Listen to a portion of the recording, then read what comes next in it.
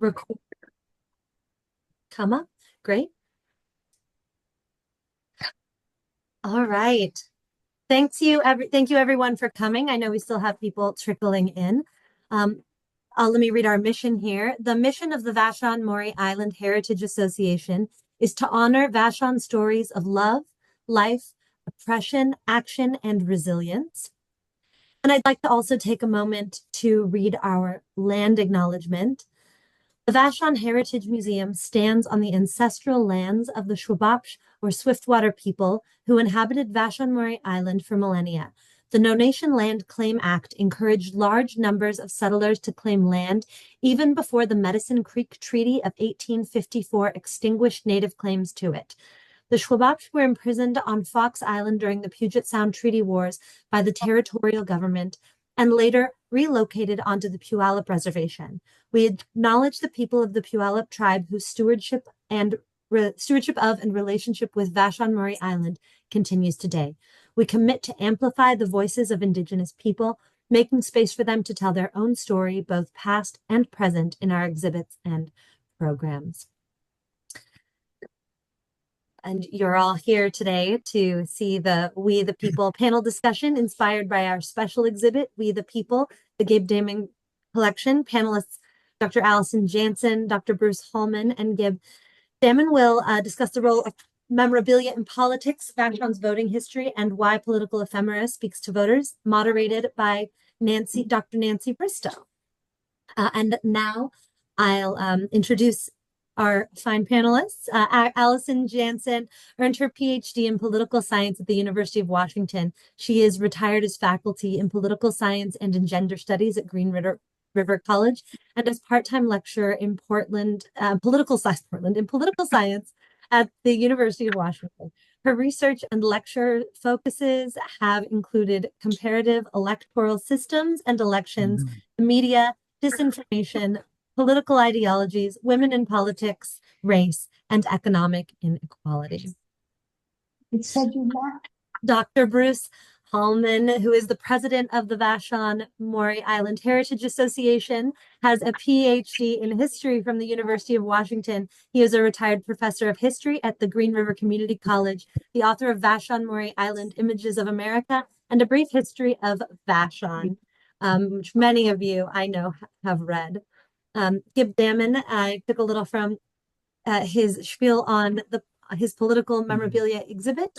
The allure of glitzy political buttons led Gib Dammann to start his political memorabilia collection at the age of 7, and he has continued to be intrigued and fascinated by all presidential election memorabilia since.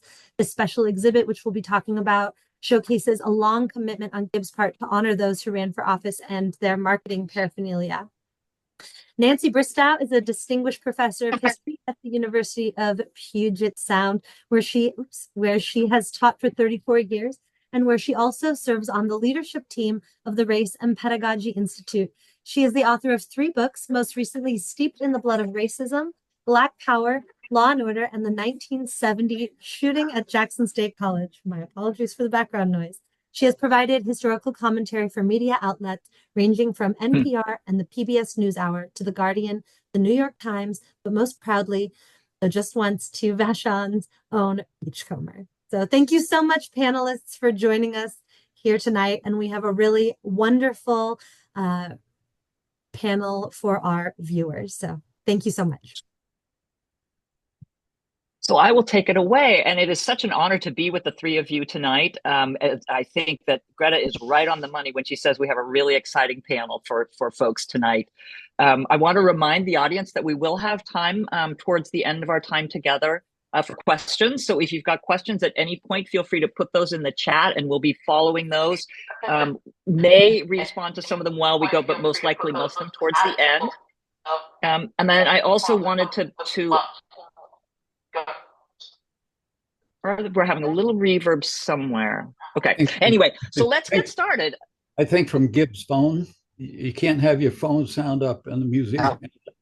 You can't have both sounds working together. You'll get feedback and reverb. Right. Just cut down the computer, and hopefully you can hear me, and I can certainly see you, which is progress. Great. Well, Gib, do you feel confident enough with how technology is going to start us off? Because we'd love to hear you tell us a little bit about your collection. It's obviously featured at the museum right now for folks who are tuning in. But how did you get started doing this? What prompted this interest, starting at the age of 7, which is wonderful? And how do you actually put together a collection like the one you've got? It became early on a labor of, although it was masochistic in many ways. I'm gonna cut that all the way down now. Okay, I assume you can see me. You can see me, Correct? Right. Yep. I started obviously at a very young age, and it so much of it had to do with the family around. And what was interesting, Hold on one second. I'm still getting you twice, Gib. Is that it's true for everyone else? Yes, and Gib, you have three screens open now. I'm going to cut off my cell phone, and if I disappear, take it away. Okay. All right. Okay. Yeah, we'll transition right to Bruce if we need to. Go ahead. Okay. Can you hear me? We can. Okay. I'll do an echo happening at this point. I'm getting a delay on my voice. You sound great from here. Go for it. Okay, cool. Obviously started at a young age, grew up in Charlottesville, Virginia, which is political in itself, and very close to Washington, D.C. Lots of family worked there, lived there. Assistant Attorney General, and my daughter was a lawyer for the, my sister was a lawyer for the Justice Department. And so a long history. And I, as a young child, I was really interested in the glitz.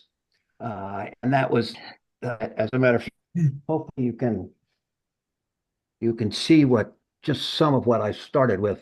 I'm hoping there's not too much sheen there.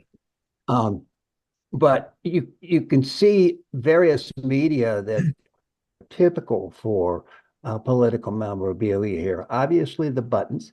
Then we start getting into the jewelry. We've got matchbooks, and boy, we've got more matchbooks to show than just I Like Ike.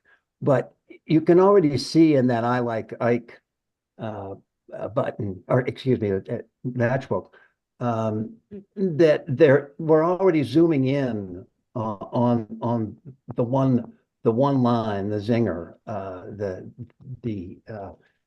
the shortest possible message. And I think that's a theme for so much of what you see in this collection. It obviously started with the written word, and Thomas Paine and Locke and on and on. Jefferson wrote had a machine that he could copy 2 letters, make 2 copies as he wrote the original.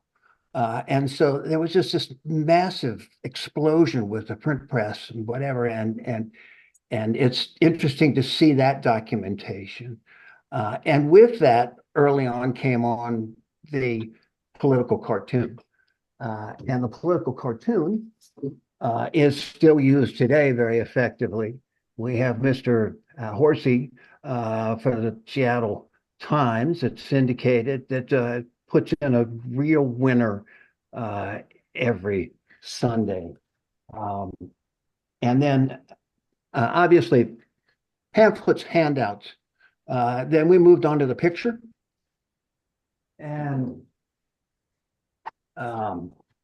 later on the album, so there's a picture of old Abe, and that's iconic, isn't it? And yet there's an actor, a famous actor, that has recorded the whole Gettysburg Address plus more.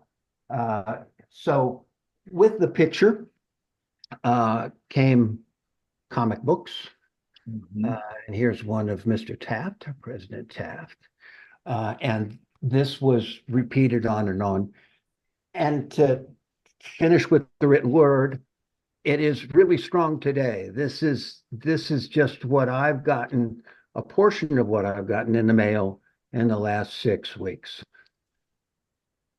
So on to buttons and that political message.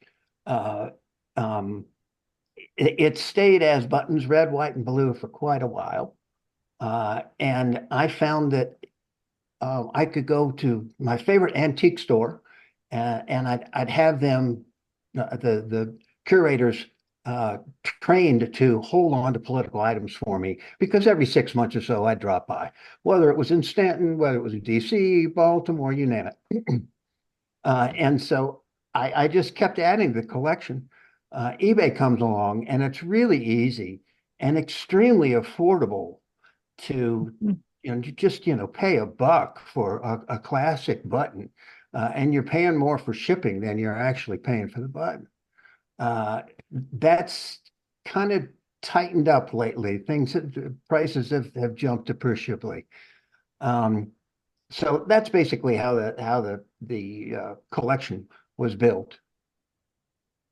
I should say that I've got a fair amount of friends and family that I've trained, and they train or something, and they'll pick me up some button, or adding a lot of pictures that you'll see a political something on you'll see something about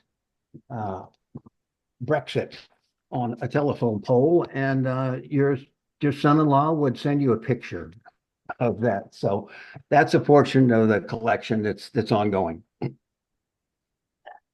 So Bruce, how did it come to be at the museum? I mean, this is such an exciting show that you, or exhibit that you've put together. And again, to remind people, it's there till February, so there's still time to get out and see it. How did it end up at the museum? Well, fortuitously, Gib's partner and wife, Gib Dammann, was president of the Heritage Museum for a few years. And so we were all exposed to Gib's passion of collecting political paraphernalia. And as many of you know, we closed the museum in December, the end of December of 2023, and we were closed until July of 2024. And when we opened the new permanent exhibit, we were looking for an exciting special exhibit that would sort of parallel the opening of the new exhibit. And this being an election year, and actually Allison and I had done a presentation, about 3 years ago, on elections on Vashon, and it just struck me and people on the Special Exhibits Committee that taking what happens on Vashon with presidential elections, with Gib's collection, it would be a great way to open a new special exhibits area and be very timely. And so that's sort of how it happened. Like many good things, it's kind of serendipity. It just sort of happens. Well, it certainly is a good thing. And as you mentioned, it's an election year. And so maybe, I think, Allison, this would be a great time. As a political scientist, you come to our panel with a different perspective on all of this than the couple of historians and the collector. Can you tell us just first, honestly, for my own well-being, as well as the rest of the folks on the call, what does a political scientist do? And then in turn, I think, just so we're all clear on that, but then also, how have political scientists dealt with this whole topic of political memorabilia, and what were you able to find out about that sort of scholarly side of this? Oh, good questions. I will say that I have an appreciation for the collecting side of things. Here's my own.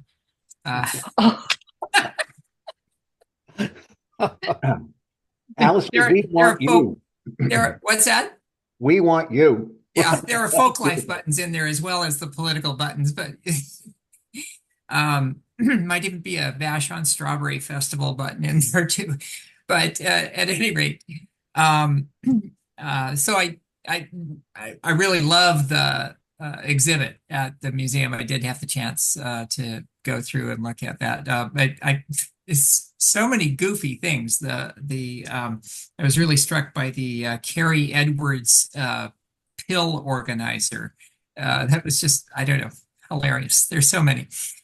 I don't know how many people read the Seattle Times, and if you do, following the comics, there's a little daily column called Rant and Rave, where readers send in their rants and raves. And I just want to start off with sharing one from a couple of weeks ago.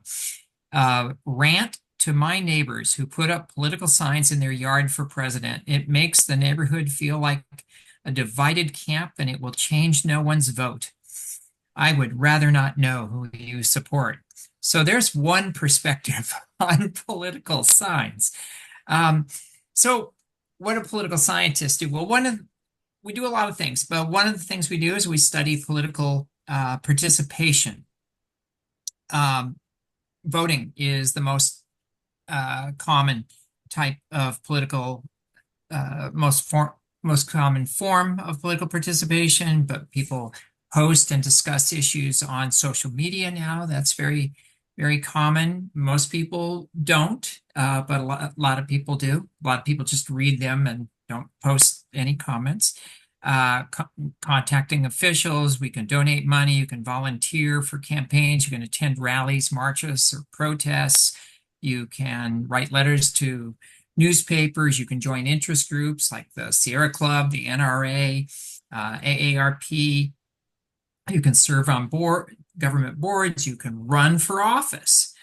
You can display signs, buttons, and other political paraphernalia, the topic of tonight. This is one aspect of political participation that's of interest to political scientists. Why do we display these emblems of political support? Well, the most obvious is we want to encourage others to support a candidate or a campaign.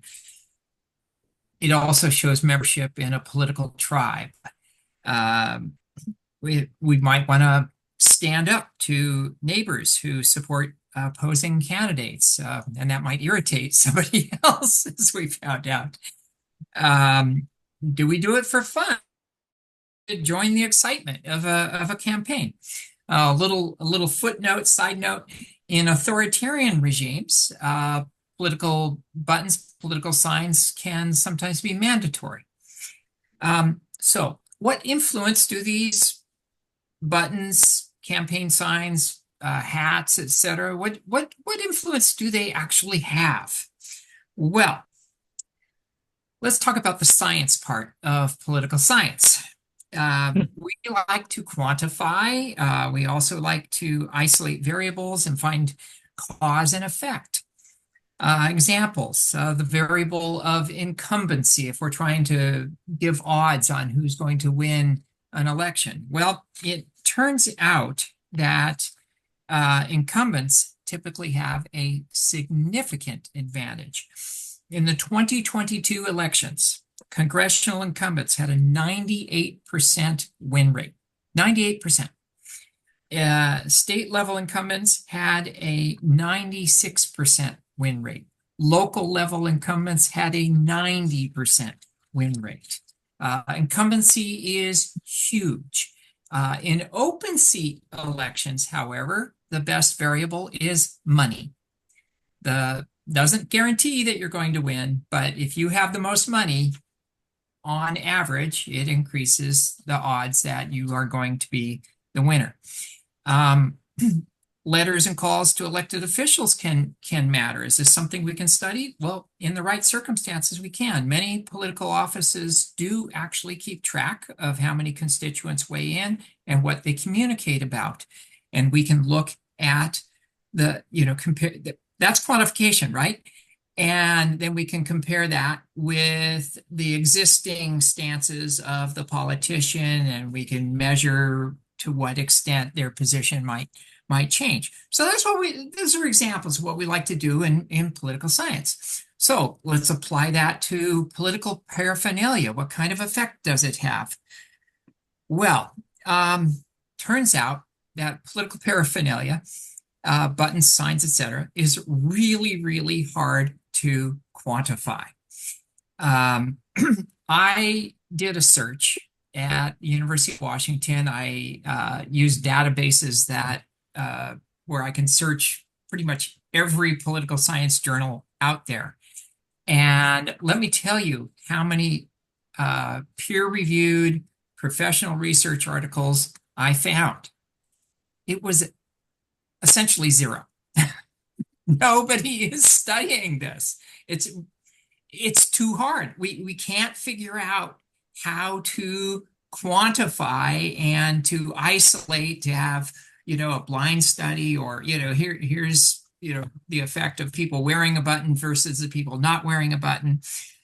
So the evidence is not really something that political scientists have discovered. The so-called evidence is really more anecdotal. And it's more likely to be found in magazines, which I did find. So there are articles about these, but they're not real science. One article said that campaign button quantity decreases in times of political unrest, and they gave you examples of 1916 and 1920, which was a time, you have a couple of historians here, of unrest. We had a lot of labor unrest. Socialism was on the rise. World War I, there was a lot of division over that. There was some racial tension. It makes me think about the fact that this is, again, just purely anecdotal, but since the arrival of Trump as a presidential candidate in 2015, I've seen it's just my personal anecdotal observation that bumper stickers, has anybody noticed this, that bumper stickers have disappeared? I mean, maybe over there in your really blue bubble of Vashon, I don't know if it's different, but I've talked to people who say, no, I'm afraid to put one on my car because somebody's going to scratch my car or key it.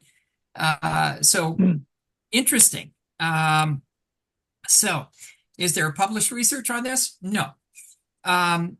So there was a fun New York Times article last week in the Seattle Times, September 30th, about a company in New Jersey that makes baseball caps, including those for political campaigns. And the company representatives noted that since 2008, whichever side had produced, was buying the most caps, that was the side that won. This is a really ridiculously small unscientific sample. That's 4 elections.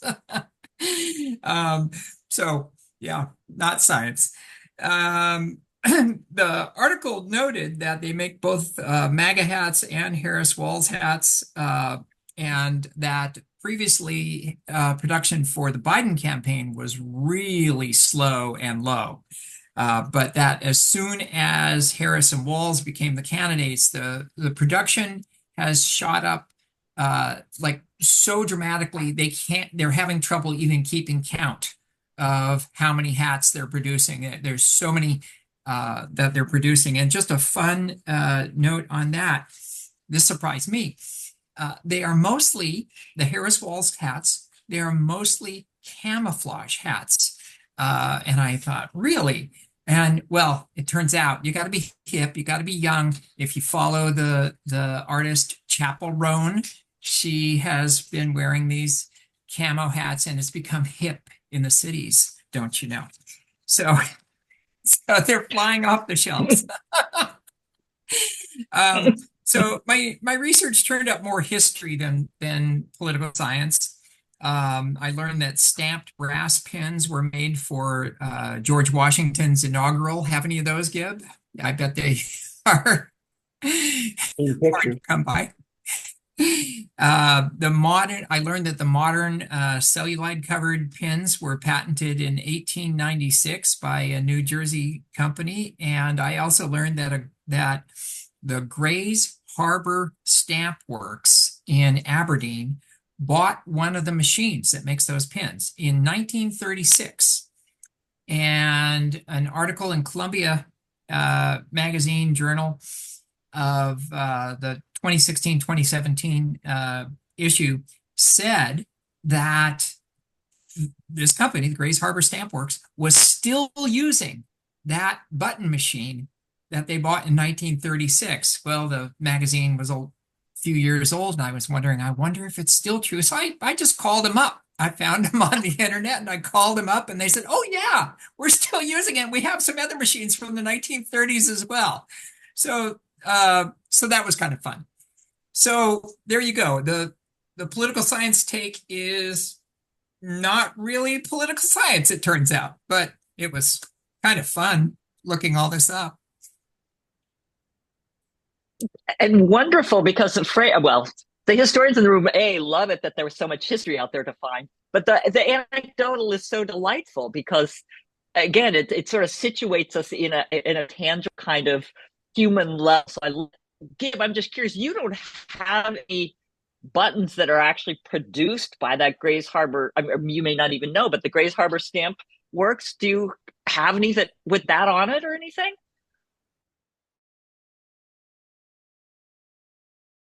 That is the world's smallest print. And it needed a magnifying glass. And after about a half an hour of what? No, I found a Portland manufacturer, I found a Boston, I found a New York, I found a Baltimore, and I gave up. Fair enough. Fair enough. I'd like to organize a field trip to the Grays Harbor button company because I think that would be a blast. Yeah, they're producing a lot of other political paraphernalia now as well, mugs and water bottles and etc. I had a question Bruce. along those lines, Gib. Is sort of that, it struck me when you were talking about matchbooks. Not many people smoke cigarettes anymore, so matchbooks are probably not a big item. How have the nature of the paraphernalia changed from buttons to ribbons to cigarette cases and cigarette lighters to bobblehead dolls to mugs to camo hats? I mean, that's a fascinating sort of just nature of how those objects have changed as the culture has changed. There are usually the traditional lines. Used to be matchbooks, but obviously paper, signature pens, once again, invitations to some political event. Went to Obama and Inslee speaking in Seattle, and I could talk for half an hour on that one. But there are always those consistent lines. Bumper stickers up till now, it's loosened up to anything goes. As in, obviously bobbleheads are almost commonplace now.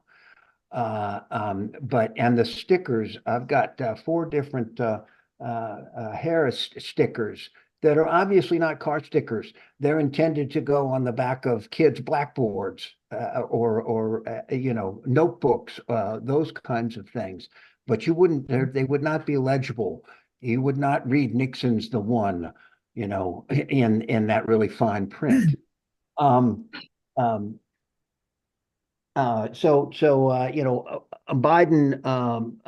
gets into his own personal drinkery.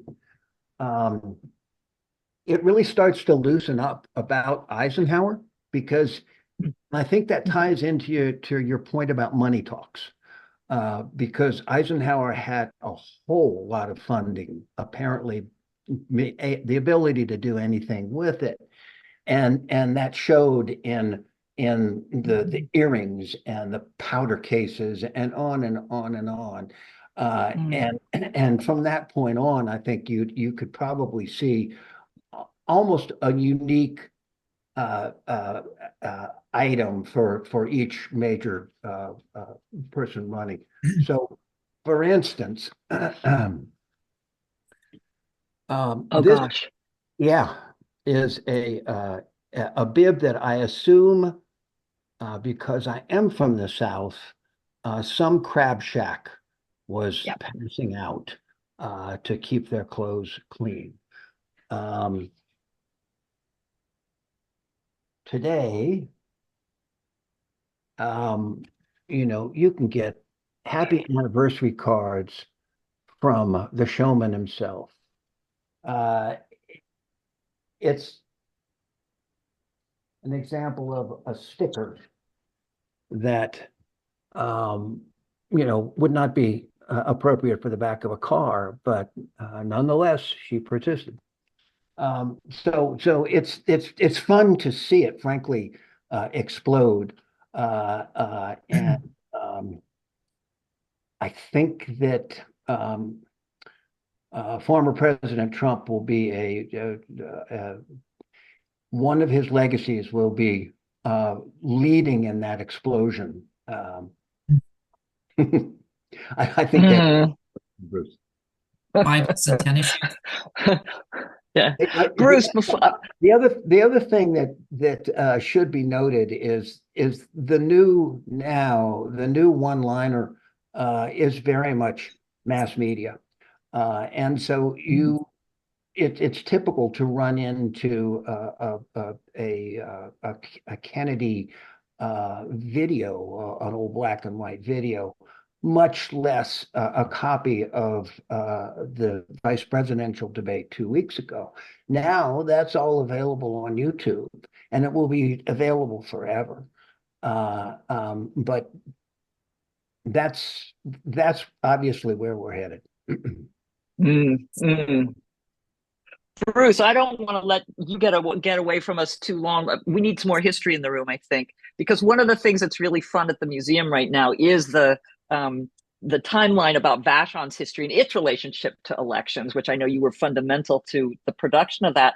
In a sense, Vashon changed its political tribe, to use Allison's language, over the course of this century. Can you talk us through a little bit of what you discovered when you were doing that research? It's fascinating, I think. Yeah, I found it fascinating too.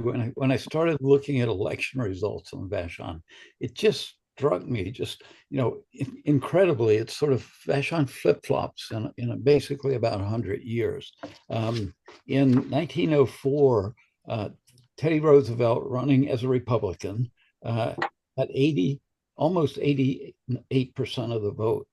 In 2020, Biden gets 88% of the vote as a Democrat. So it literally flip-flops in a little more than 100 years. And so I started diving into those presidential elections. And you have to remember, and Allison, you and Nancy might want to jump in on this too a little bit, the nature of what it meant to be a Republican and what it meant to be a Democrat in the late 19th and early 20th century is very different than what it means at the end of the 20th and beginning of the 21st century. And Vashon was largely a Republican enclave up into the 1970s. And I think it traces back to what I consider sort of the Lincoln Republican Party.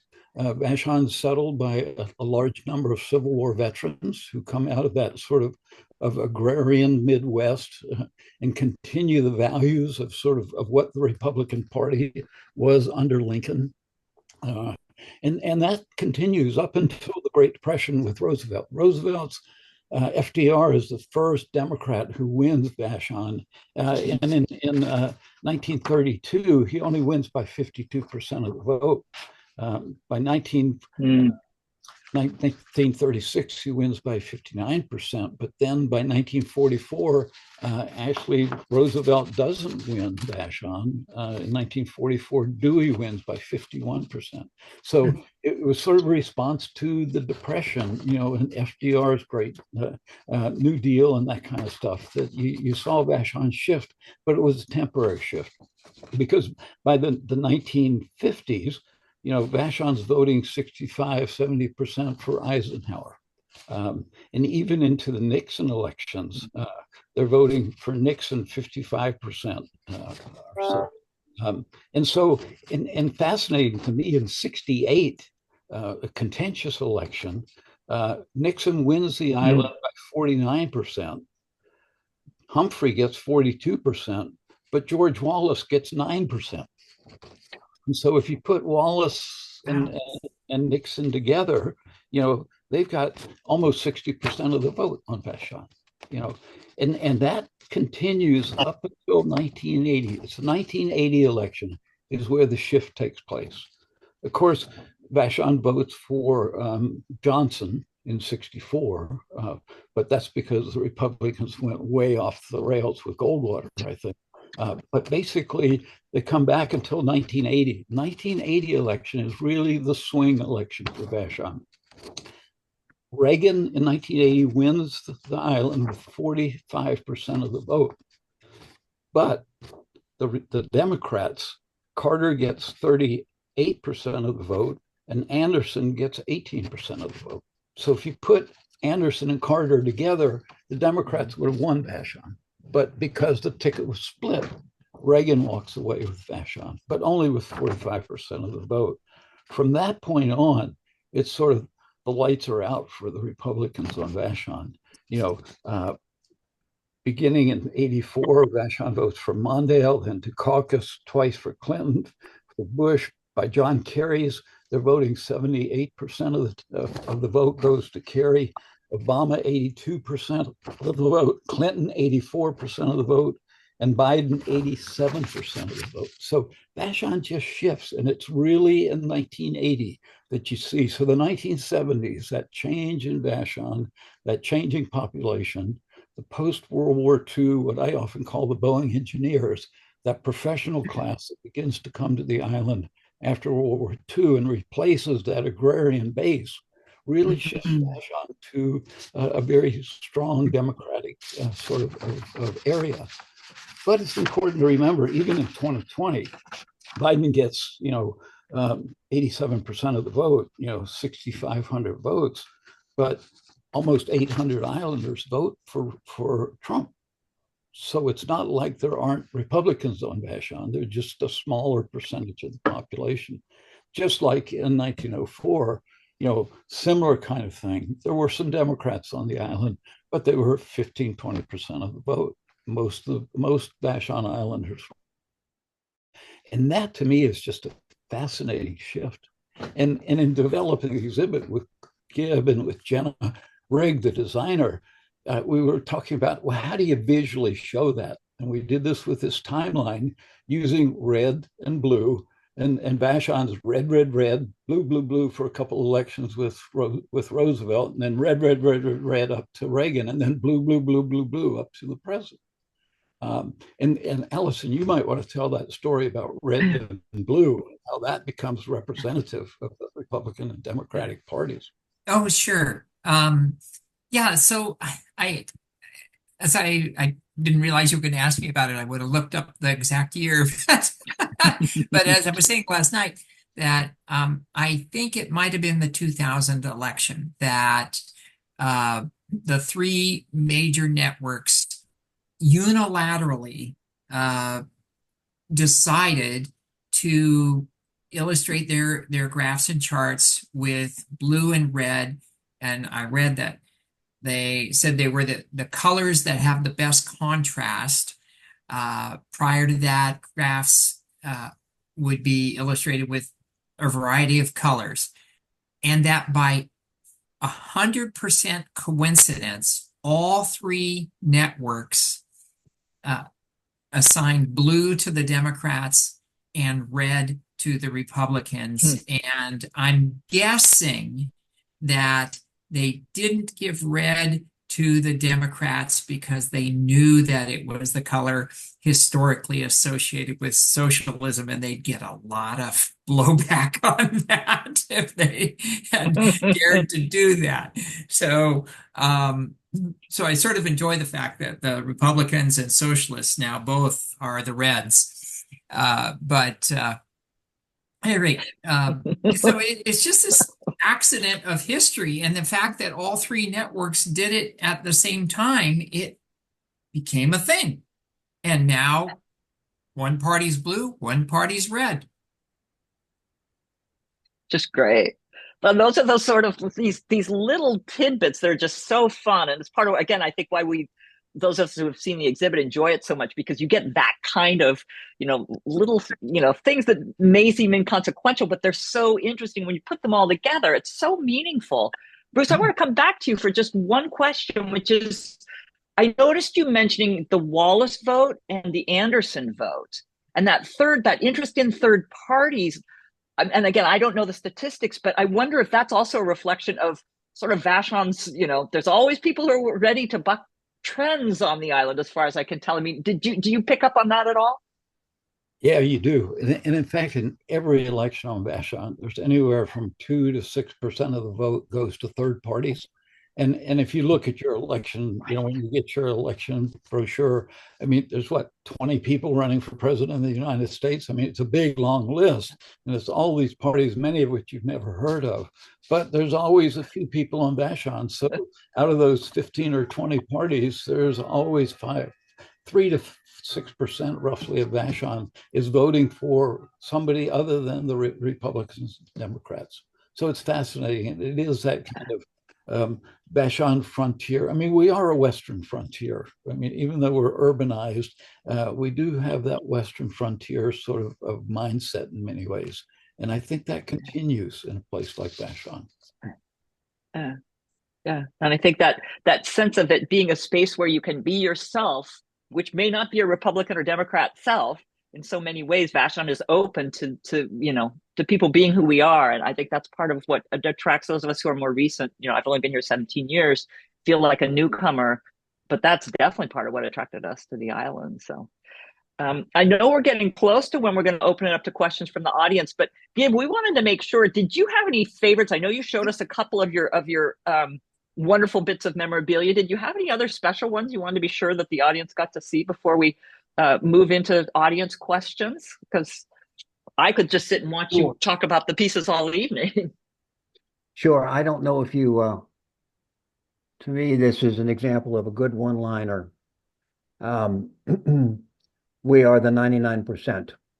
And that, I think that had pretty heavy resonance 8 years ago. Here's another one, because the funny zingers are at the best, okay? And no disrespect to W, but I really thought that this one hit well. And then I'm trying to give the CIA a little bit of kudos, because they've been hit by the Republican Party of all parties lately, and they can't win. Somebody mentioned the picture of Donald Trump and Christ having his arm around Trump, and that is actually there's a series of those. The first one that I've heard of is Eisenhower, where they're the implied cabinet, i.e. the Last Supper. Apostles are gathered around it. And then there's a direct copy of that, Nixon and his Last Supper, which I don't think made the cut, because it might have been just a little too controversial at the Heritage Museum. But another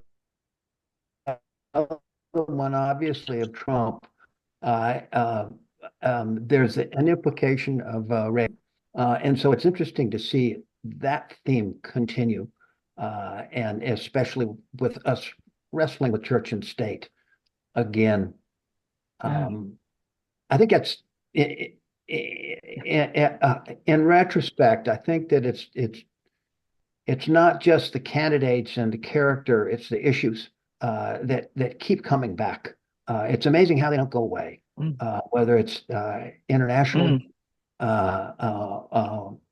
or locally. And every time I look through my collection, I see that theme. I see that racial theme. I see that gender theme that just won't go away. Super interesting. Yeah, Bruce. Just a question to follow up. I mean, red, white, and blue are obviously the colors of political campaigns just because of the flag. But have there ever been times when there have been other colors that come to dominate or be important in political paraphernalia? Or is it always just the basic red, white, and blue?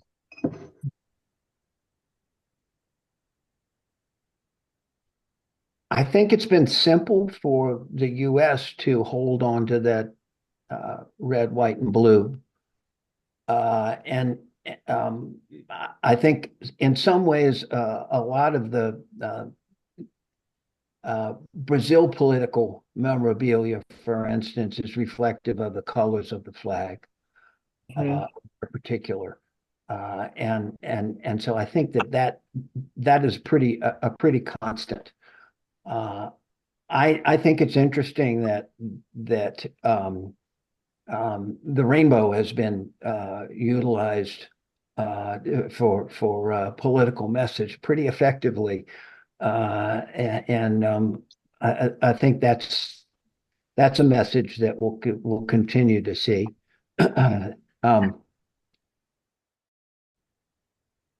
I think as Allison said, I looked back at my collection, and it was interesting to see the typical media, like the ribbons, like the pins, whatever.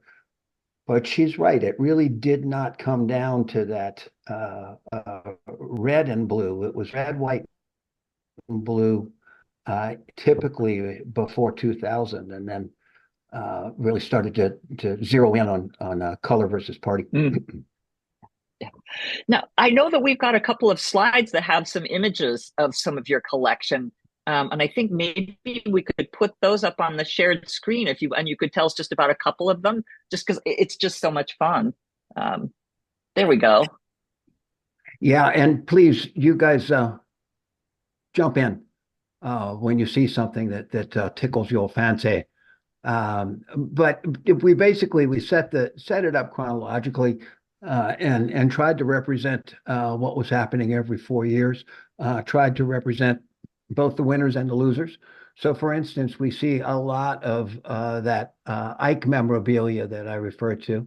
The bottom right there is a Ike scarf, and really quite a lovely piece. And I also have an Ike umbrella that works.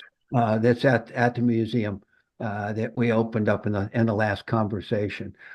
There's that comic book that I was referring to, and there's some mention of Adlai Stevenson, who had the dubious distinction of running against Eisenhower twice.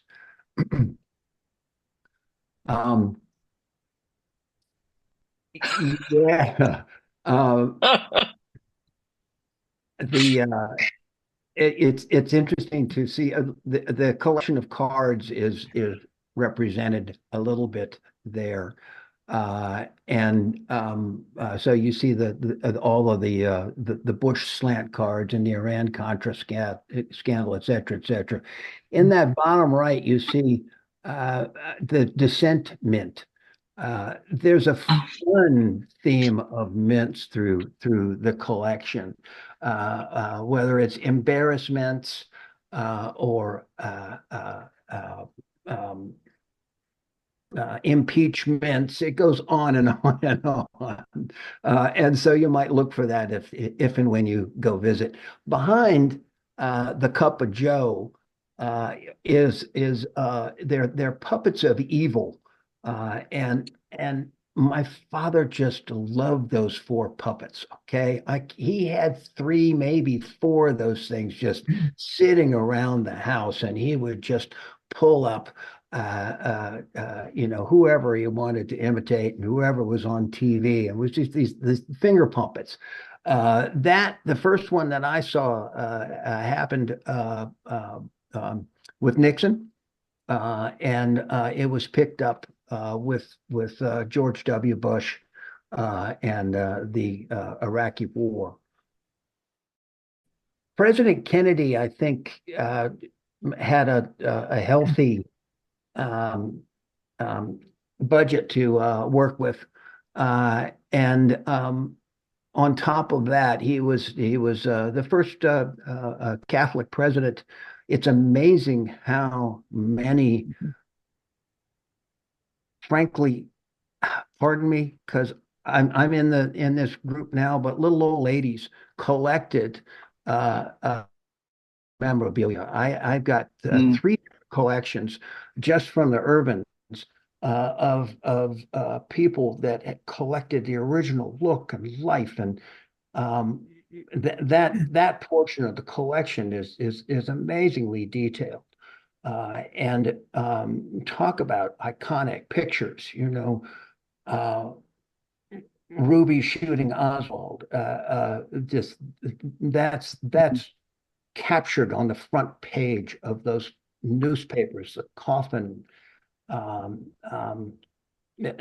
So a lot of Kennedy. Mostly, I stress the memory under memorabilia. Gib, we have one question that's coming. There's a classic. We have a question, and this is perfect as a lead into this question from one of the people in the audience. They are asking that Trump has been himself selling things like sneakers, watches, Bibles, and probably lots of other things.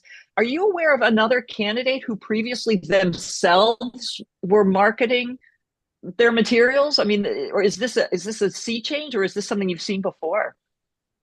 Great question, and no, I've never seen this. Previously, it's been owned by the corporation that the party takes ownership of upon the nomination.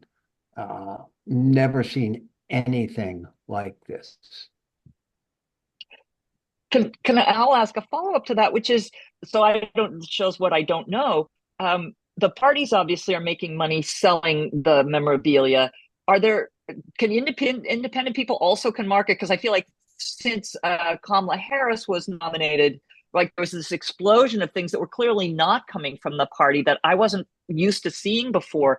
Is that something that we've had previously, or is that also kind of new with just independent, because of social media, you can market things so differently? Or exactly, I think it's a very heavy connection with social media to be able to create your own blog. To be, we constantly hear of fringe outfits having 50,000, 100,000 blogger followings, and that's much more commonplace than we tend to realize. And those people are putting out product, and indeed, if you come up with a shot glass that commemorates Trump being shot, and you sell it for $12 and you sell out, and I am pretty sure what I have heard is that Trump gets an understood cut of that. Any unit that is sold it's a relatively simple contract, but he gets a percentage. Wow. Yes, he gets a percentage. Wow. I want to remind the audience, because I know we have quite a few people out there listening still. If you've got a question, we would love to have you share it. You can just type it into the chat, and we will be sure to direct it to the audience. Can you tell us about those Trump socks that just went by while we're on it? I'm sorry, the what? The pair of socks with the Trump socks that were just on the screen. Where, what, how? At this point, you can deck yourself out for Halloween as the cat lady, okay? Just for instance,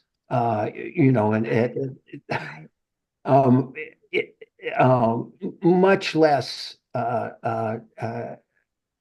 Trump is putting out anything and everything, and frankly, a whole lot of it is not showable. But that's selling too. Clever little sayings like Buck Fiden. Wow, where'd you get that idea? Is really popular. Was really popular. Yeah. Now she's so dumb. Yeah. Here's a really interesting question. Did the paraphernalia change after women got the vote? And in addition to that, was that a Jackie Kennedy napkin holder that we saw in that earlier photo? I was wondering the same thing, the piece of porcelain that had Jackie on it. But also, was there a shift after women became voters? That's a great question. And that's actually a Jackie and Jack salt and pepper shaker. I think that that you were seeing. Um, um, I think it's a really fascinating. Yeah, that I'm pretty sure that's a salt and pepper shaker. Um, there's another one, the picture of Jack Kennedy. I think it's a fascinating thing to take a look at presidents' wives and the influence that they have had. And I think when you see that, when women get the right to vote, then along comes Delano Roosevelt. And, you know, for everything that she did great, she probably received as much flack for. But it really set up what we are now used to with a husband and wife couple that come through the White House. And I think you can think about whether it's George W. Bush or Laura Bush or Daddy Bush and Barbara Bush, you know, an incredibly influential and very beautiful, smart woman. Um, um, and you see that, and you see Hillary Clinton being her own person, and receiving as much flack as praise. And I think it's to maybe end that comment. It's going to be really interesting to see when we've got our first male, you know, right? Is he going to have more freedom or less freedom? Well, and I have to ask, has anybody seen any memorabilia yet for him, for the possible first gentleman? Yes, I've got some stickers, mostly of the couple together. There's one there's a cartoon of his, a cartoon picture of him as a boy that's separate, that's being used by the Harris campaign. But you know, not a whole lot. But then again, you rarely got this until after they were elected. That's George Bush and Barbara Bush. But you did tend to see this. You tended to see Bill and Hillary Clinton together too, in lots of memorabilia, and on and on and on. You saw it, yeah. So, I mean, a great husband and wife team. Dr. Biden's been unbelievable. You know, she's really had an amazing effect in Veterans Affairs and in so many ways. And it really is a team. It's a flat out, it's a team. Well, if Doug Emhoff becomes first gentleman, I think the most important question is which designer is going to design his tuxedo for the inaugural ball? Exactly.